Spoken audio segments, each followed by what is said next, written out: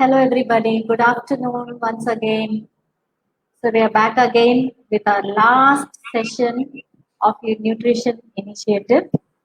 And this series with Dr. Varsha has been very informative and very useful to develop healthy and happy eating habits. And with all these four episodes that we have done with Dr. Varsha, we have received lots of questions from parents, which today Dr. Varsha will clarify. So it is going to be only question answer session today exclusively. And I'll also like to inform everybody watching the live show that if any one of you has any further more questions or doubts during the session, please do feel free to ask us and we will try to get the answers if possible in this session itself. If not, also we will get back to you with the answers. Okay, so now without any more delay, over to Dr. Varsha with all our questions and the lovely answers that she's going to give us. Hello, doctor. So Yes, I'm giving the yes. session to you now. I'm You not too can. sure if this is the last session at all because the question that you just sent to me and I answered a Okay. few minutes before tells me that people are becoming warming. I mean, really warming up, and we are Yes. going to be asking me more questions, and I'll have to make more sessions. Yeah. Yeah. Nevertheless, Of course. let's begin with the first question. I will tell you that since all the four episodes have been listed here, starting from importance of nutrition, responsive parenting, nutrition principles, and dietary principles, I have clubbed all questions. In all, we have 12 questions. Other than that, some of the questions, as I said, I wanted to do it at the end is because I wanted to summarize a little more on the foods, especially in terms of dietetic foods, convenient foods, processed foods, fast foods, and also the junk foods. So I've added some more of my own questions and given you the answers on that. So let's begin. Let's move on to the next, the first slide, the first question.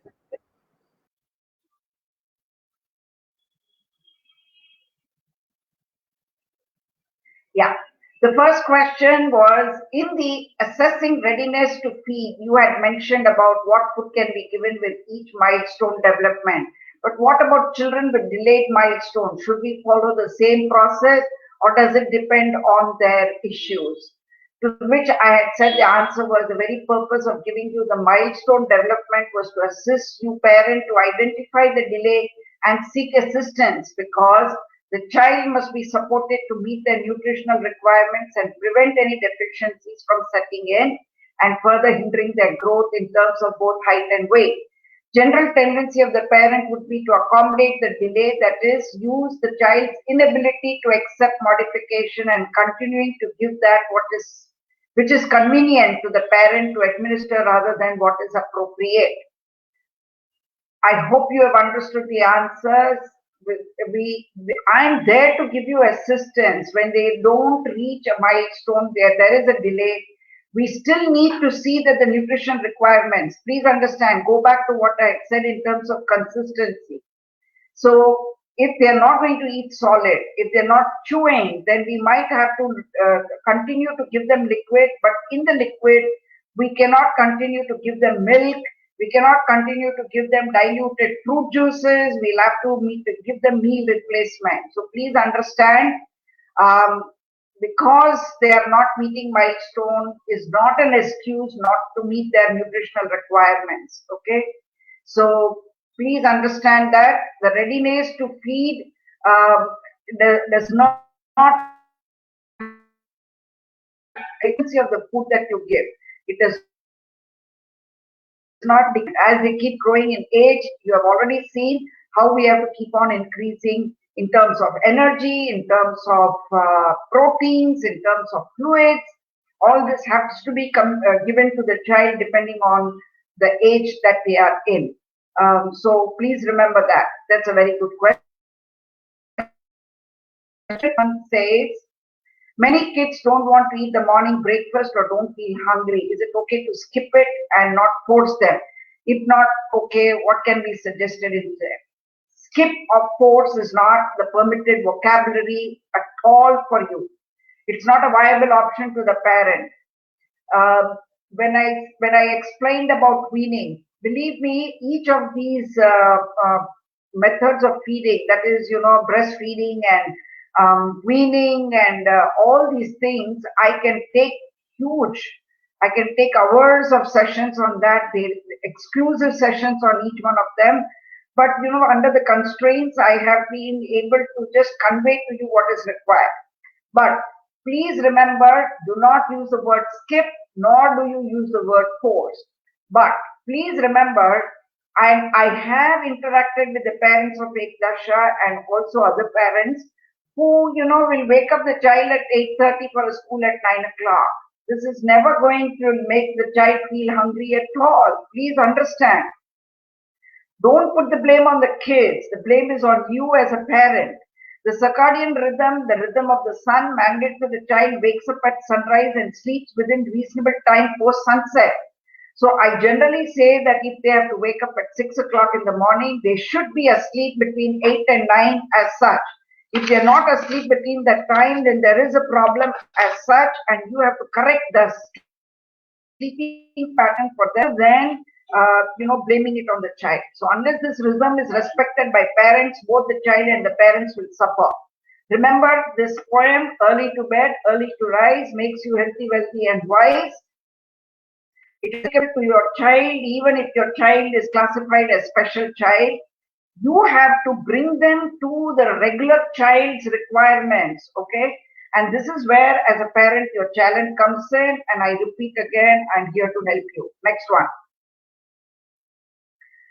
The third question said junk food and cravings. Many kids cravings for junk food, sweets, etc. And when restricted strictly, we have seen and experienced many kids pouncing on other people's food.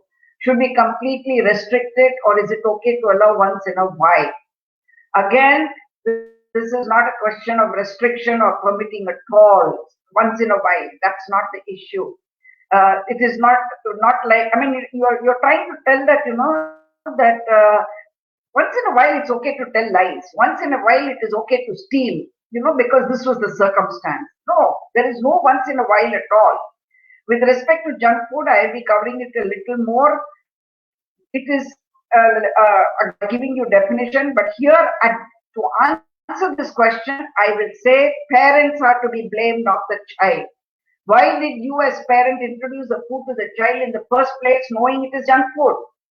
And that is where the child, has liked it, has got used to it, has been addicted to it. And with respect to the cravings, it is the language of the body to convey what is perceived as a requirement of the body. Craving for sweet is body's way of telling it needs carbohydrate energy, which is interpreted as craving for sweets. Carbohydrate energy can also be obtained from eating times. Then there is no instant gratification through craving for sweets. Please understand that. You are asking the right question, but you're getting the wrong answer. Cravings is the language of the body. It is not necessarily only for children. Even we adults have a craving. But it is because it is a universal language of the body. So you need to understand that when I have craving for something, for example, when I'm iron deficient, you might have heard of pica. Pica is nothing but the craving to eat non-food items, like, people will peel off the paint off the wall and eat it, or they will eat sand, chew on sand, or they'll eat chalk. Okay, so it is not only question of craving for sweets. There can be cravings for lot many things, and the body might try to tell you something, but you're not an expert, you're not qualified, and you come to wrong conclusion. So if there is any craving that your child has, then you need to bring it to the attention of the expert, the nutrition expert, to say that your child craves at this. And then we will analyze to say what time the craving happens, so how does the child react, and we offer you a suggestion on how to correct it. Okay, but please remember, don't equate junk food. Junk food is a different issue, craving is a different issue, and don't try to mix the two and confuse yourself. Okay, I will cover junk food separately, but I hope craving is something which the body is trying. It's the language of the body, and it requires a proper interpretation. Next one. The fourth question reads, The fourth question. Yeah, I followed mostly the same method as said in this session till my children were toddlers. I didn't feed them, I didn't force, I didn't give them food unless they indicate they are hungry. I never introduced them junk food. It was all good. But then their world extends beyond parents. They see their peers eating junk, shops, attracting children, showing all brands of junk, all functions, parties, serving junk foods, all advertisements, tempting the children to buy branded junk. That's when we are clueless how to handle it. The hand that rocks the cradle rules the world. You are still in the control as a parent, as a mother. So it is your tip to counter the cluelessness. So this is my tip, okay? Listen carefully. We at 6 months of age, and if the others cook food, that taste cannot be replaced that easily. All you women know this. Your husband has always said, "Nee amma madri samikala," and all of us women as wives have irritated and upset. Husband says this. So please understand the power of your hand. All right, and don't let go of your right. A family that eats together stays healthy together. Until children are old enough to listen to logic and rational, it is what is provided that will be consumed. Parent as a model overrules all peer group pressures. Unless the child has tasted the food and identifies the packaging that goes with it, it will not impact at all. It is said, when tiger tastes human blood, it craves for it. What is not tasted does not appeal. So don't pass on the blame to the advertisement, don't pass on the blame to others. Please introspect, okay? If you have introduced, and I have always seen, it is a grandparent who's the biggest culprit rather than the parents. They themselves will be eating that. I have seen so many grandparents, they themselves have no teeth or they have problem with chewing, and so they will sit down with a biscuit first thing in the morning, they dip it in their tea or coffee, and that's how they consume, and that's how they teach even the child. Both are without teeth. So both the grandparent happily thinks that they can impose this particular method of eating to the child, and which is where they go wrong. So don't entrust children to grandparents, don't entrust children to caregivers who don't understand or they are doing the shortcuts. Please understand, it is if you have not introduced the junk food, if you are feeding them adequately and appropriately at home, and in a situation like, suppose in Ekadaksha, if all you parents who know that all of you are facing problems when it comes to your children, are definitely not going to send the junk food. So where is the question of your child looking at the other one's lunchbox and looking at the wrong thing and getting to eat it? So please do not. This is what I've been appealing to the schools in general, for normal children also, that they must make it a rule. Some schools have started giving breakfast, lunch to the children in the school itself. Again, that is not a good practice, because a class full of 30 children, 50 children nowadays, how is the teacher going to supervise whether the child ate adequately or did not eat adequately, whether the child likes or not, or whether the child just got up and went away? So it's not a good way of tackling the situation. Everybody wants to make money out of that situation. I still insist, it is the mother who knows exactly what the child likes, how the child likes, how much the child eats, and it is your duty to learn about your child and feed your child accordingly. So don't give me these excuses, I'm not buying it. Next one. In this current lifestyle, to get along with peers, children need to attend birthday party and get together. In such days, they go board and eat cream biscuits, creamy cakes, and all junk. We as parents have no choice than being silent spectators in the party. If we restrict there too, we are being ridiculed or given a bad look. In such case, after coming home, what kind of a diet or food can we give to nullify the effects of the junk? If there are any food that can soothe the digestive system when it is harmed by junk foods when taken at parties. The question is how frequently the child gets to attend the birthday parties. Okay, every week or all days of the week? No, it is occasional. All right. And we are not always invited. If the class consists of 30 children, not all 30 children can a parent afford to invite for a birthday party. It's always a small group. And in a situation like this, your child is very much in a controlled environment. Even the other parent, who's inviting the child, knows what the situation is. So one must be practical and not get paranoid. As a parent, control the number of parties and let the child understand that it is not the usual normal way of eating. This occasional fling demands no special action to nullify the effects. Okay, please don't come up with these new terms. Right from the question one, I have found that we are using very strong terms like restricting and nullifying. No, you don't need to nullify anything at all. After all, it was food. Okay, even if you say it is junk food, it is food, and that is why it was consumed, and that is why the body is willing to accept it. So please don't think that you have to nullify it. It is not toxic. It is only when that is the only food that is consumed by the child day in and day out, then it becomes a problem. Okay. So one birthday party is not going to cause, one swallow does not make a summer. One birthday party is not going to derail you at all.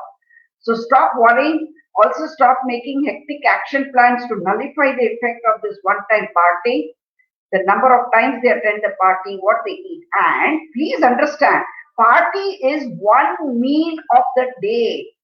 All right, it might be a tea time. That is the only time you get to party. So generally, all the snacks that you get at tea time. Okay, what the child might do is, because they really binged on the snacks at the tea time at the birthday party, they might say they're not hungry at night. Maybe you just give them a glass of milk or buttermilk, as I've already said, and you know that the stomach is full. So you let them have buttermilk, or maybe as soon as they come, replace the dinner with just a glass of milk, wait for the dinner time to get over, and then get to the buttermilk.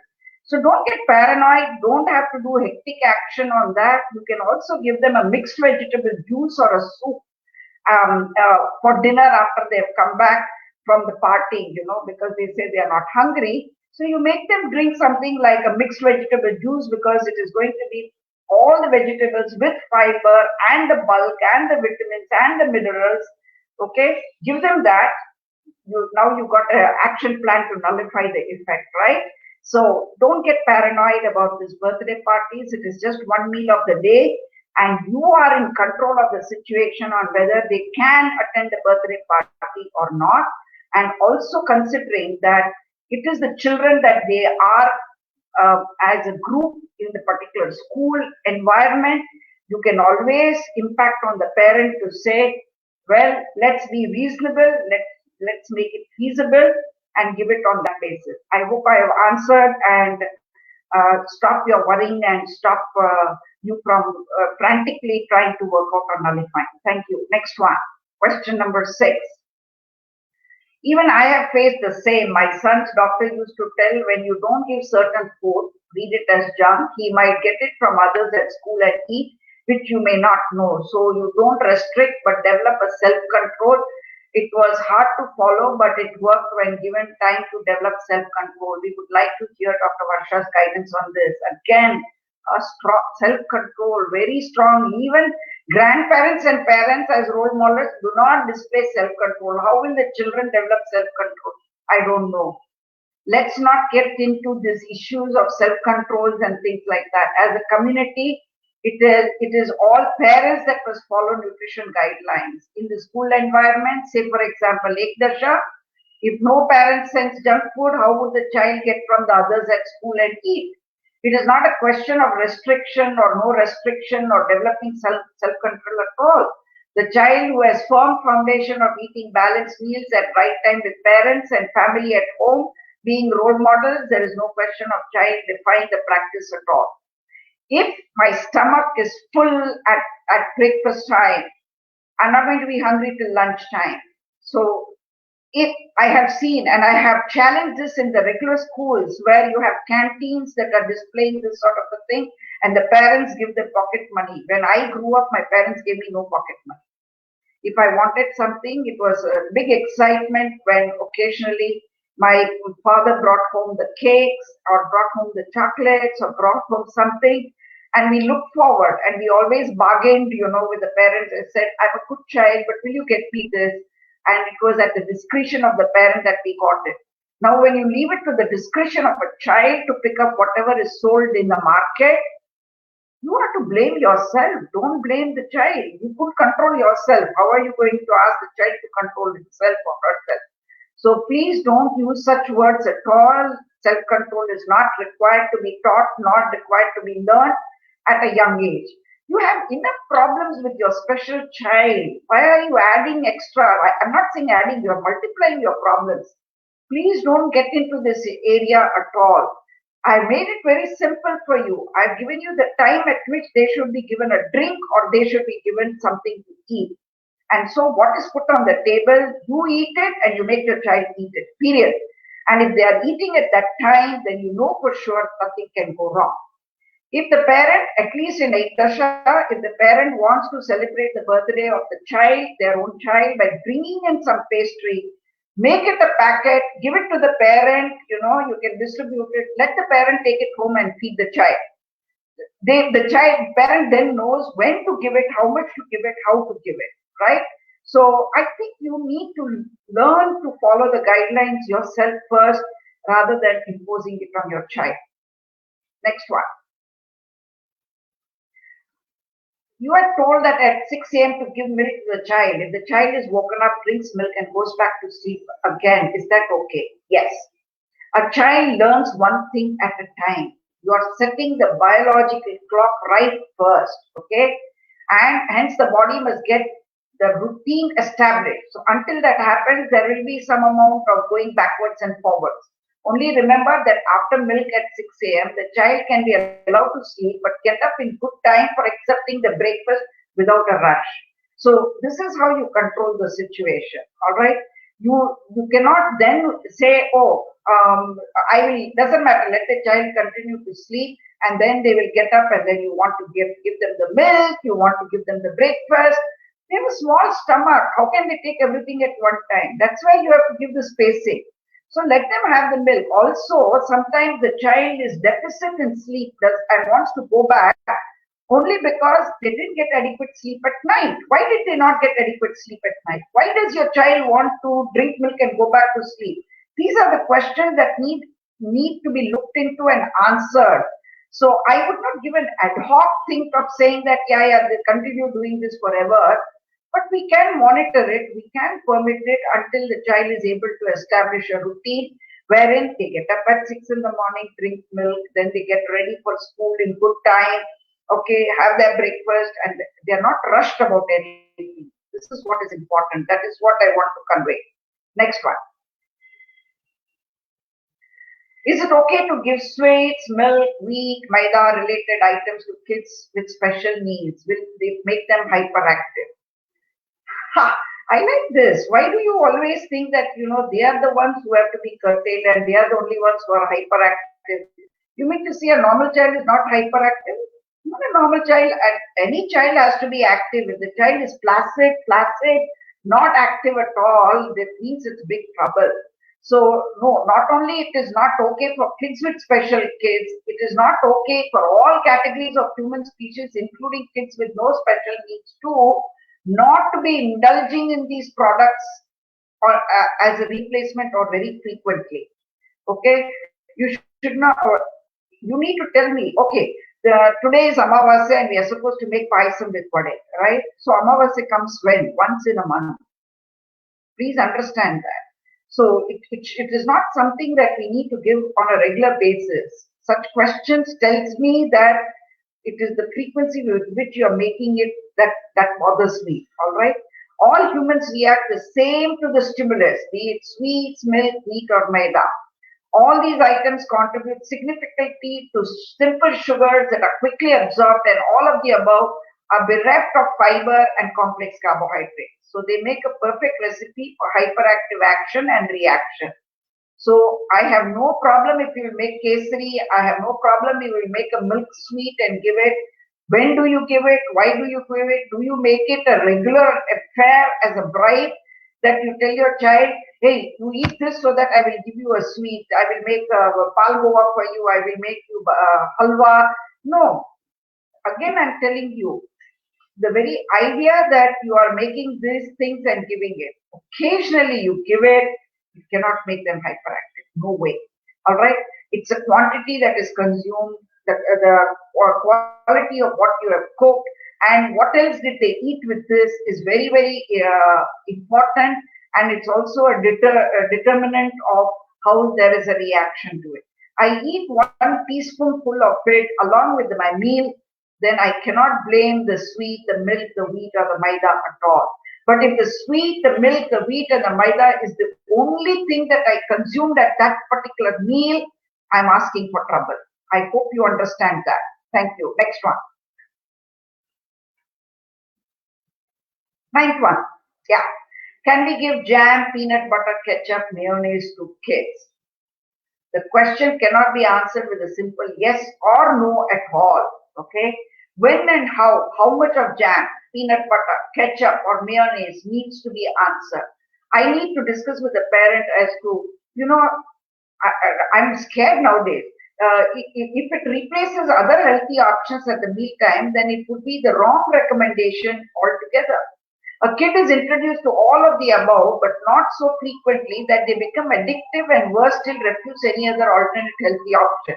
For example, I see this stupid advertisement, where the child is given a meal on a plate and the child refuses, and so there is one whole cross put onto it, and then you have a tick mark, double tick mark of it being made into a beverage, and then made to drink, saying that all requirements are met. This is a stupid substitute. What needs to be chewed, what needs to be swallowed, what needs to be eaten. Eating is a very important requirement. The chewing and the swallowing is an important requirement for language. And a child who has problem hearing, a child who has problem with speech, is also the child who has not been eating properly. Please understand, physiology is very, very important. And unfortunately, neither nutrition or our own body system is taught. We teach physics, we teach chemistry, we teach everything else other than teaching them about their own bodies and how the body functions and how the physiology works. None of us know. Many of you don't even know your body parts. This is the sad state of affairs of our education. So please understand, when you give it, how you give it, why you give it is very, very important.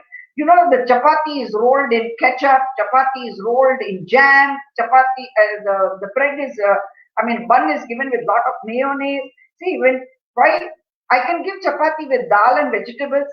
I can give bread with as a sandwich using cucumber, tomato, and egg. Is it not? So why are we so much emphasizing on the jam, the peanut butter, ketchup, and mayonnaise? They are just a little taste enhancers. They are not a total requirement of the body. So I hope you understand.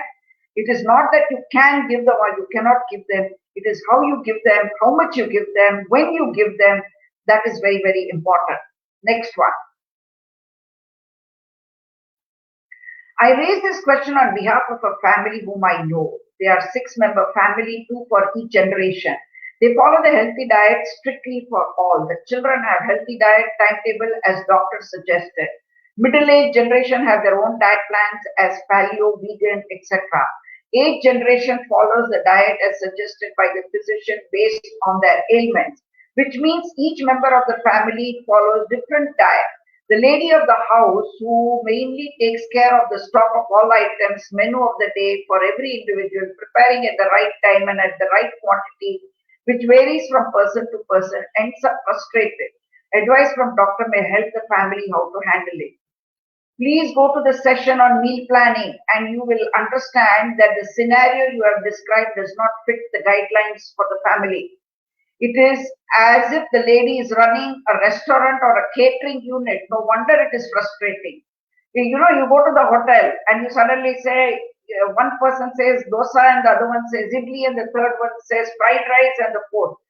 Only in hotel you can give such orders. You can't do this at home. One person is cooking. There the cooks are making money out of it. And how would the grandparents and parents be a role model to the children of the family? Medical practitioners are not taught nutrition, so they are not qualified to advise, and obviously their advice is not practical at all. All right, there is no reason why a paleo diet or a vegan diet needs to be followed by the middle generation. There is no need that there is nothing called diabetic diet, cardiac diet, or hypertension diet as far as the grandparents is concerned. So please understand, it is the family thought. The balanced meal is consumed. As I had mentioned to you when I was talking of dietary requirements for breakfast. If it is idli or dosa or idiyappam or uttapam or upma or pongal, the whole family eats only that along with sambar and chutney. Period. Okay. Okay. Now, if you will say that, yeah, but the grandparent has got hypertension. Okay. Then in the sambar, maybe if you are using more salt, maybe you can make it. I generally tell you can make an idli salt free. The batter is kept salt free for the grandparent who is hypertensive, and the sambar will have minimum salt, and the chutney can be made salt free. So before you add salt for the rest of the family, you don't add salt for the grandparent who is hypertensive, right? And there is nothing in the idli sambar chutney which I don't have to restrict in terms for a diabetic grandparent. Now you understand what I mean. It is the same menu. I might give you a recommendation saying that, okay, the family eats this in the morning. Then for the grandparent, you can do it this way. And for the parent, you need to do it this way. But when you take more sambar, eat or a dosa, which means that you are able to control the amount of calories that you're eating. And when it comes to the child, maybe the child is hungry enough and not stop with 2 idlis and might eat third idli, or maybe eat 2.5, maybe the child might do that. So now you understand, it is a standard meal that is cooked by the family and everybody shares it. Again, when it comes to the lunch, maybe the grandparent that has got hypertension, I'll say, if you're making rasam, don't give only rasam rice. They need not even eat rice with rasam. Okay? Don't make vatta kolumbu, kara kolumbu, pudi kolumbu in general as the only combination for the rice. Because you either have a sambar or you have a dal or you have a plain or kute. So when that is the combination, it is give and take for the whole family to pick up what they like more. I didn't like the sambar today. Okay, then I would eat more of curd rice. Or I like more of sambar, so I skipped the rasam. I just drank the rasam, or I didn't take rasam at all. So in the meal, you allow the child to pick and choose some combination of what they like versus what they don't like. But there is no reason why you should cook like a restaurant or a hotel as different menu for everybody. So I hope I have answered, and you will be able to convey this not only to that family but to all families. First, should we introduce vegetable juice and then the fruit juice? No, it is not a question of which one comes first. Please understand, vegetable and fruit, by definition, are only a product of a plant kingdom. Generally, I say start with the tender coconut water because it is plainly more water, okay? And it is the most safest drink in the sense it is the packaging by the nature. It is said that if you are marooned on an island and you need to be given an IV, you can directly insert tender coconut water into the bloodstream. It is that safe. So it would be the safe. And so those of us who have drunk tender coconut water, you know that it is more like water. It is a mild taste or a flavor. Okay. Then you move on to something which is like bland like that to something which is sweet, and then to the acidic flavors. You don't want strong flavors to come first.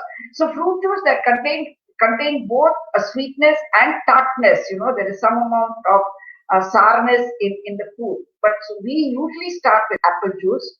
Apple juice can be sweet. Apple juice can be a little acidic also.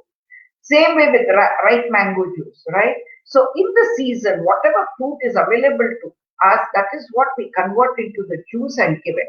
Carrot juice would also fill the bill along with the fruit juices, but one must use tomatoes later or after the fruit juice or after carrot juice is introduced. So you need to make a list of all the juices that are possible.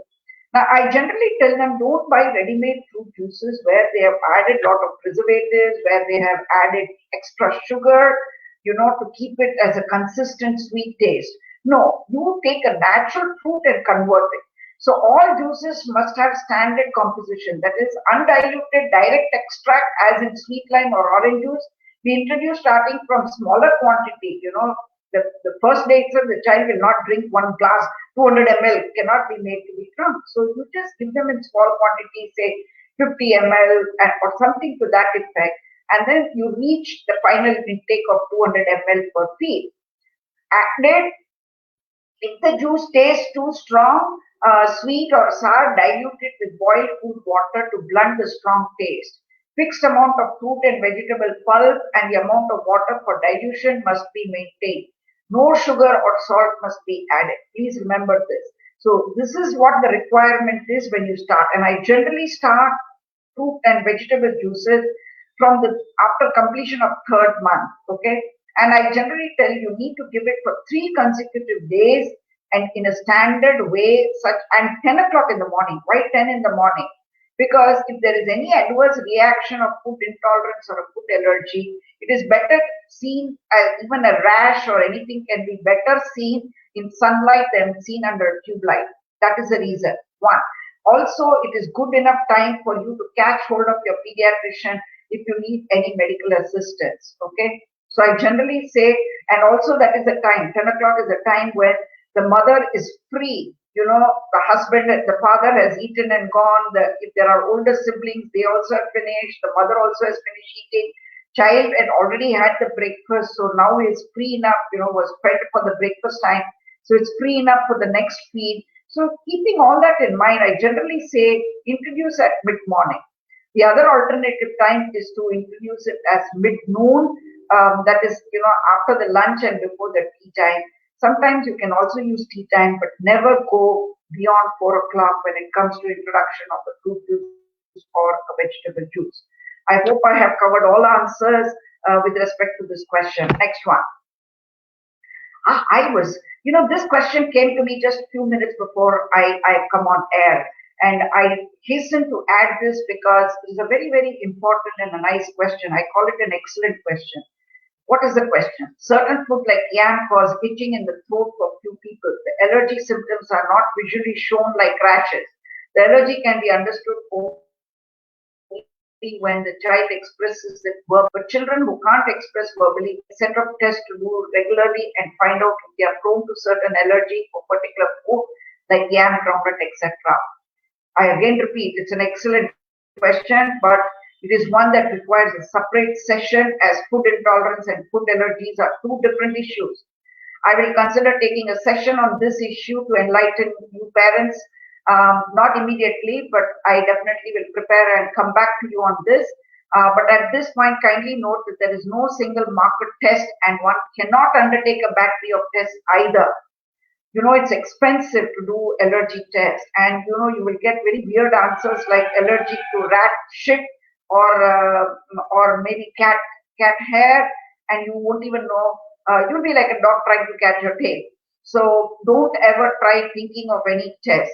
Allergies could be inborn right from birth, that is, they are inherited or acquired due to compromised immunity and health issues. Food intolerance could be transient and can be result of a compromise in health status.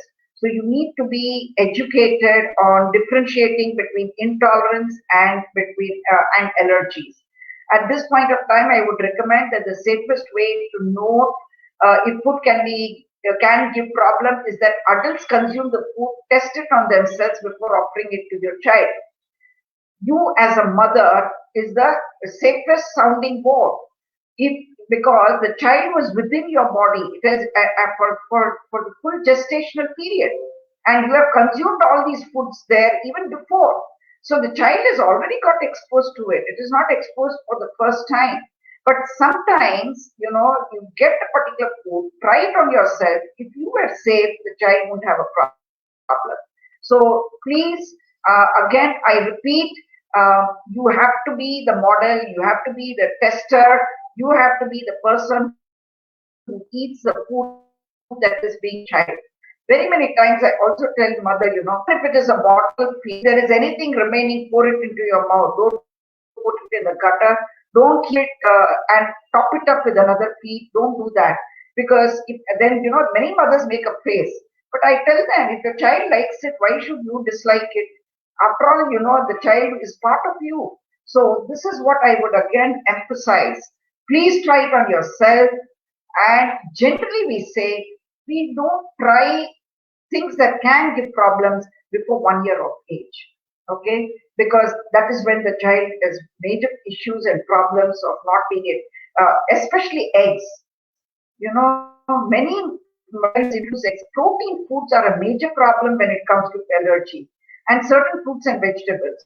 So if the family knows that in our house, grandpa has the allergy and the grandma has an allergy, if you know, then that is the last thing you will introduce to a child. And definitely it's only after the child has passed 1 year of age. So don't even, you don't have to do great an action plan for this, but you have to be cautious on when you introduce these foods. Okay. So these are the 12 questions that I have received from the parents. I hope I have done all the justice, but there are some which I thought, I will ask on your behalf and answer it for you. And the first one for that is, are there good and bad foods? The answer is no. There is no such thing, classification called as good food or bad food. Okay? Protect yourself from the potential dangers of health quackery. It is only these quacks who tell you that, this is good food and that is bad food. Learn to distinguish between nutrition sense and nonsense, and look out for hidden sugars and salt in the food. This is what I would basically tell you, okay, when it comes to this particular question. Next one. Next question. Can diet cure all ills? Not all illnesses are diet related, nor can every disease be cured through diet. So don't make diet as a eating stick for everything. Continue to eat diet which will keep you healthy. It is not. We do look at clinic very different perspective, and that is a totally different area. When it comes to your home food, your home cooking, don't look at it and say that, okay, this will cure my this problem or that problem, that sort of a thing. No, you can't ascribe any particular diet to cure any illness as such. Next one. Okay, I want to introduce, since there are questions on the junk food, okay, I want to introduce some of the terminologies that we normally associate with food. So we say food can be grouped as convenience foods. Now, how do you define convenience foods? A food typically a complete meal that can be pre-prepared commercially and so requires minimum further preparation by the consumer. So convenience foods makes life easy. For example, you are buying the idli batter already from outside, or you're already buying a food that has been pre-prepared, and all you need to do is just heat it up in the microwave oven or in your pressure cooker and start consuming it straight away. Okay, so that is what is convenience foods. It could be a complete meal or it could be even a snack, but please remember it is pre-prepared commercially. And anybody who pre-prepares it commercially has to add a preservative, has to add extra chemicals to give it a shelf life. All right.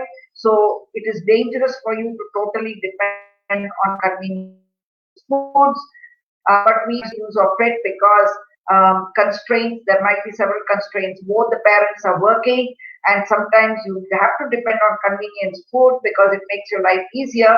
But that should not be the mainstay. You should not always be buying convenience foods and eating it all the time. Next one. Junk foods. Junk foods are defined as pre-prepared or packaged food that has low nutritional value. Okay. But I'm going to emphasize some more on this and give more details of it on how you can include, when you can include junk food. So don't be worried. But here I'm giving you the definition. Then there is what is known as dietetic foods.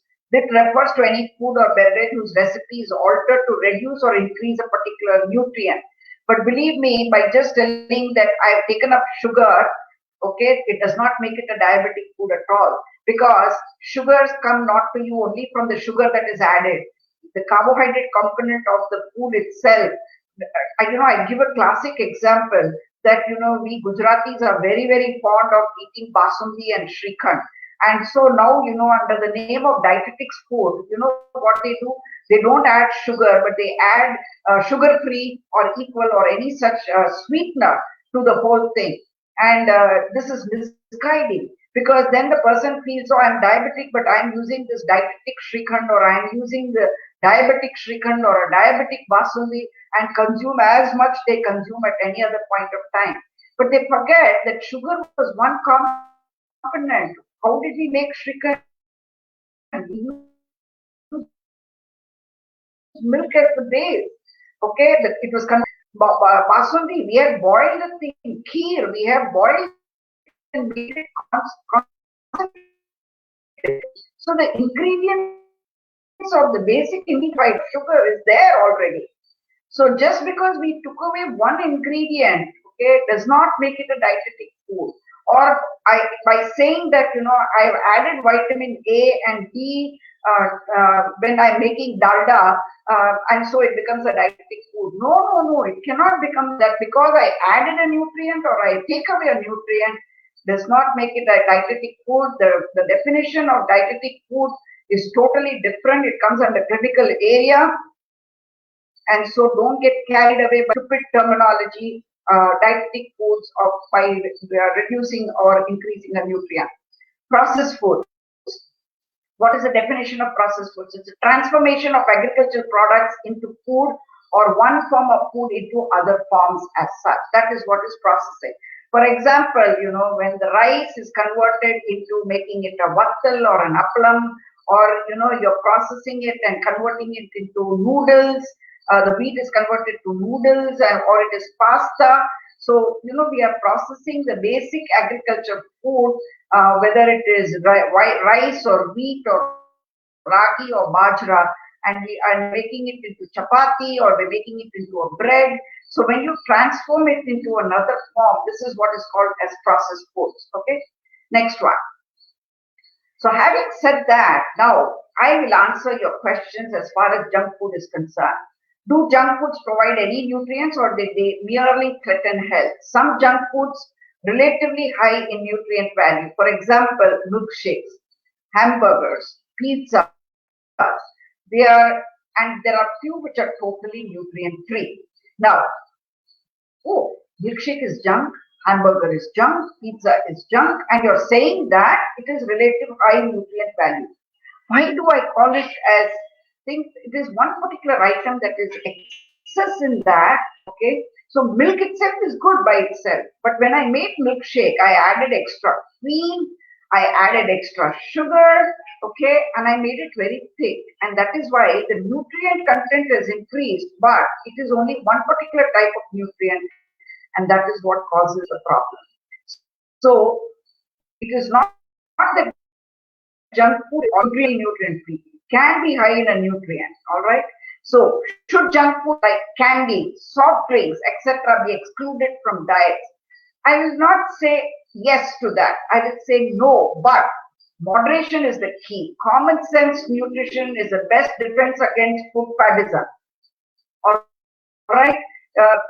It is very funny because candy, they add ginger, and candy, they add some nutrient like turmeric, and they say, oh, you eat more of this because I've added a good nutrient to that. Again, as I said, just addition of something cannot convert a general thing. Now, what is candy made of? It is nothing but sugar syrup that is hardened. What is soft drinks made of? It is not just flavor added to it. What nutrition do you get in that? Do you totally exclude it? No. Sometimes you can indulge because it is available in the market. Sometimes you can taste it, understand it, but not use it on a regular basis. Next one. Next one. Yeah. Nutrition.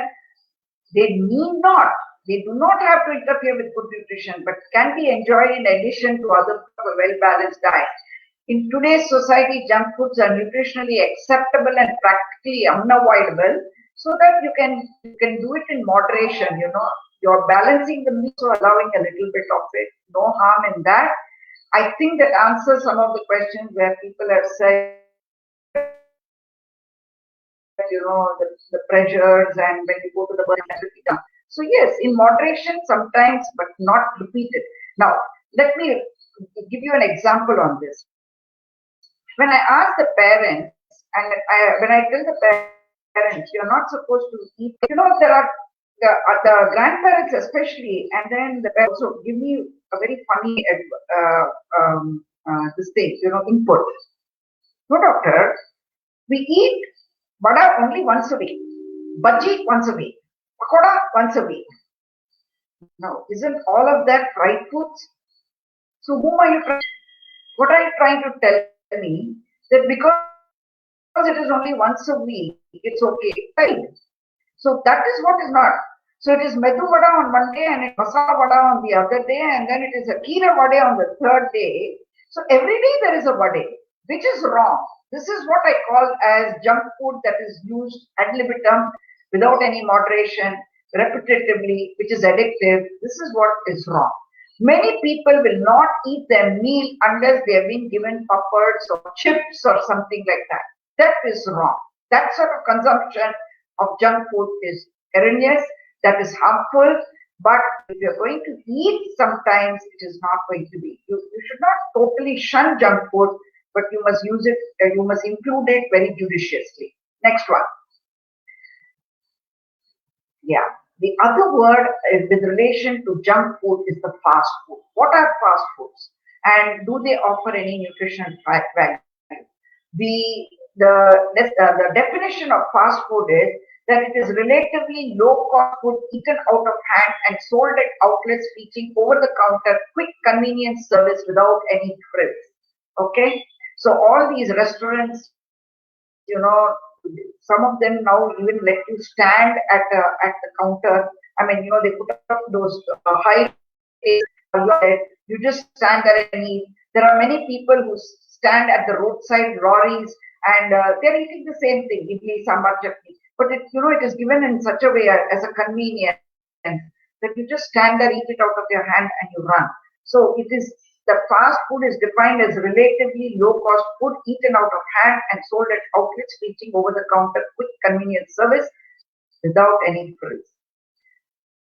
The other product has very limited foods variety. They will only give you one item. You look at the lorry fellow, he will only give you idli sambar chutney, or he will only give you rice with sambar poured onto, or a kolambu poured on it. All these workers, I have seen them. If they eat at these sort of small places where they are given very limited variety as such. But in terms of major restaurants or eat outs, the branded ones, they're expanding salad, vegetables, fruit, and some vegetarian fare and all those things. They're expanding on their menus. But you need to understand, eating a wide variety of other foods in addition to fast food, most likely the diet is nutritionally adequate. That is what you need to understand. So even if you're eating at a fast food restaurant, you need to understand that, what is that additional thing that you will need to be added on to that. So this is what is the definition of fast food. Next one.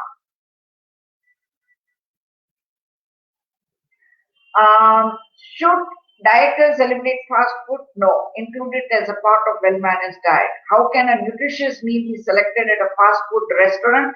Well-balanced meal can be selected from most of any fast food menu. Okay. As I told you, if it is idli, it has to be with meat. Then don't buy only fried idli. Don't buy only idli with pepper and salt.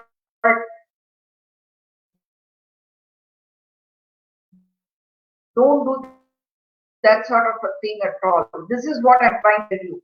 Food can have a menu which can of displaying more items is not there. So you have to be selecting is than to have a fast meal on birthdays. Good day begins with good morning fatigue and at most breakfast, and it is likely that we will end the day every day. More so in children. So it is not that you can't include a fast food meal or even in the morning. Why do I say that? Because we are not only looking, and many are because they are on the sports field from outside, so you need to educate them, and that is the reason why I include this one. Next one. Next one. Can you hear?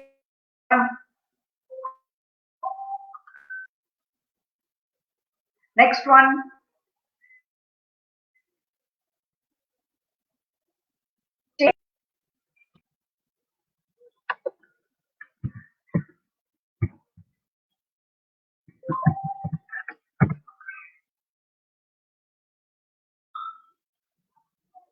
Okay. All right. So if this is I think one would have said thank you. That's all. That's the reason why. That's it. No problem. All Yes, right. doctor. With So this, all the questions are over. I have tried uh, on some of the terms used so that you are able to how you should be a balanced meal pattern as far as your children are concerned. Thank you. Thank you. Bharti, I Thank you. don't think we have time for any more questions. No, actually, with this, the questions are all over as of now, doctor. Any further questions if we receive, we will surely get back to you for the answers. So as of Yeah. now, all the questions are over, and we thank you so much, doctor, for this wonderful initiative, very enthusiastic initiative that you have taken for us. And as you had already mentioned in between, we are sure that we'll get back again with you with much more such lovely initiatives again in Facebook Live with more information and a lot more inputs for the parents. And we also want to thank you for all the information that you have given right from newborn infants till the young adults. You have almost covered up the whole set itself. So it's a wonderful, information and inputs that you have given. And of course, the PowerPoint presentations, wonderful PowerPoint presentations, and it will always be there available in our FB page also for everyone to view that. And thanks a lot, doctor. Thank you so much. And of course, we have to thank you a lot for this session exclusively for clarifying all our doubts and questions so patiently. And in fact, certain questions, as and when you were telling the answers, so many things we come to know about in a more clearer way about junk food, fast food. Till now, it was a totally a different idea about it. But as you had told in one of the questions, that I hope I have made you feel little more better and relaxed with the answers to one of the parents. We really feel more relaxed and better now that there's nothing too much to worry as such. As you said, if we start thinking consciously and with little common sense, we can work out all these, healthy eating habits in a good way. So this series was really full of interesting informations, and we as educators also have learned a lot. We are also sure that the parents too would have benefited from this. So with this, we end our nutrition initiative series. As of now, a lot more to come in future with Dr. Varsha, and we will meet you all again with a new guest, a new topic in our next series or episode. Until then, goodbye, and of course, let us all make sure to go on the path of happy, healthy eating. Good day. God bless and see you all soon. Thank you so much, doctor. Thank you very much. See you all. Bye bye.